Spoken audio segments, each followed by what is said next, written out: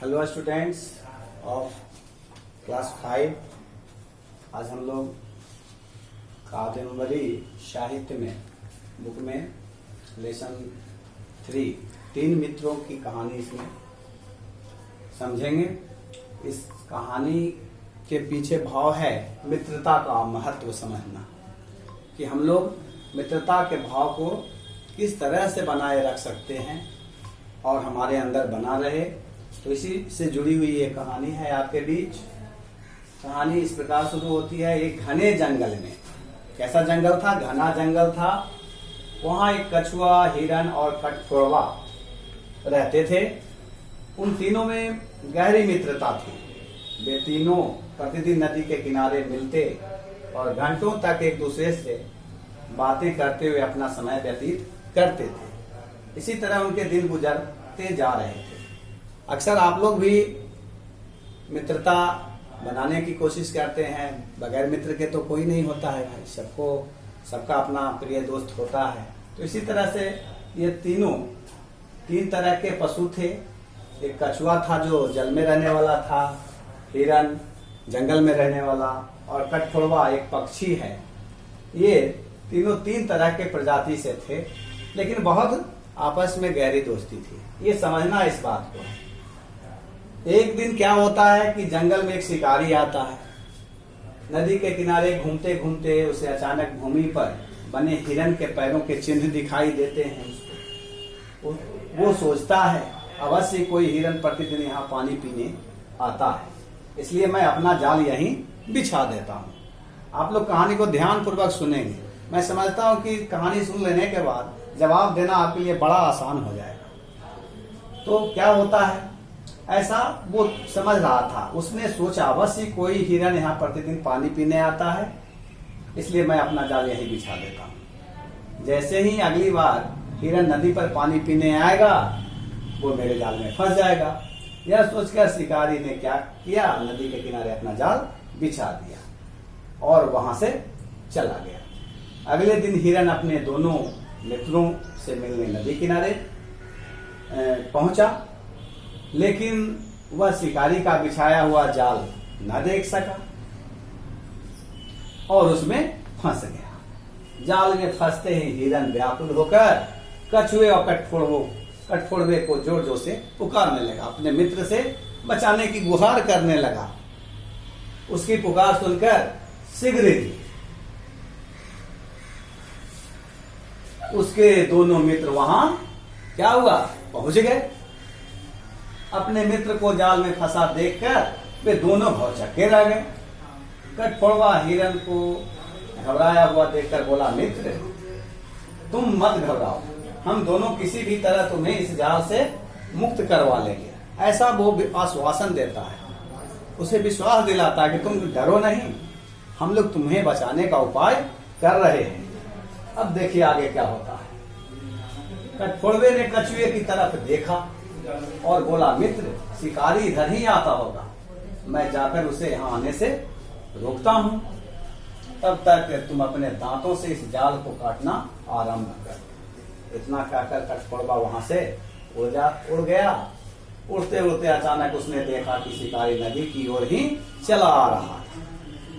वह तुरंत उड़कर शिकारी के पास पहुंच गया और उसकी आंखों के सामने तेजी से अपने पंख फड़फड़ाने लगा और लगातार शिकारी के सिर पर अपनी नुकीली चोट से वार करने लगा, यानी रोकने लगा, वो बचाने लगा। वो यहाँ आप तस्वीर में भी देख रहे हैं कि वो बराबर इससे हर्ट कर रहा है, चोट पहुंचा रहा है। इस तरह से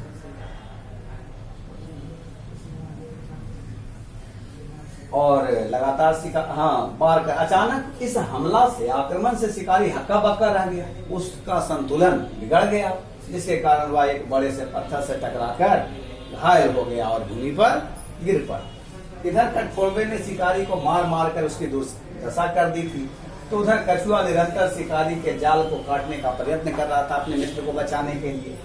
शिकारी को घायल करने के बाद कठफोड़वा अपने मित्रों के पास वापस उड़ गया। उसके जाते ही घायल शिकारी क्रोध में कांपता हुआ खड़ा हुआ और जाल में फंसे हिरन को पकड़ने चल गया। परंतु जब तक शिकारी हिरन के पास पहुंचता तब तक कछुआ जाल को क्या कर चुका था, काट चुका था। भी तो अपने मित्र के लिए परेशान था। जाल से मुक्त होते हैं हिरन वहां से भाग खड़ा हुआ, रफू चक्कर हो गया। कठफोड़वा भी तेजी से वहां से उड़ गया, लेकिन बेचारा कछुआ तो धीमे चलने वाला था। ये जो है वहां से भाग नहीं पाया। और क्या हुआ, जैसे ही शिकारी ने कछुए को देखा उसका क्रोध और अधिक बढ़ गया और उसने कछुए की गर्दन पकड़कर उसे उठाया और बोला, तो तुमने मेरा जाल काटकर हिरन को आजाद कराया है, अब हिरन के बदले तुम ही मेरा भोजन बनो।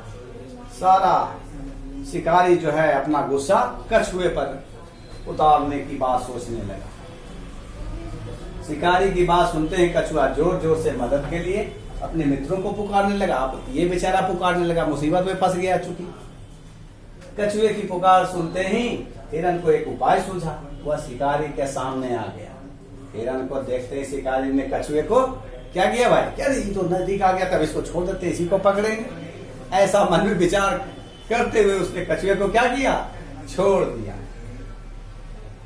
और हिरन का पीछा करने लगा।